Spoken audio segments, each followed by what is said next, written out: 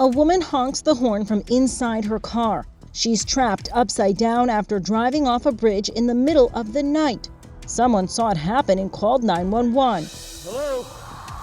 An officer with the Denton, Texas Police Department arrived to this site. Hey, can you hear us? They called out to get the attention of anyone in the car, and that's when the driver pushed the horn.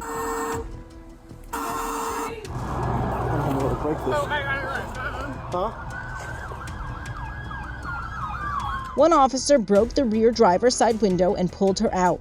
She was treated for non-life-threatening injuries. ¿Estás sola? ¿Estás sola? ¿Estás sola? ¿Estás sola?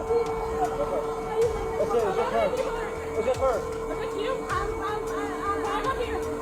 Police are now investigating whether alcohol was a factor in the crash. This is Inside Edition Digital.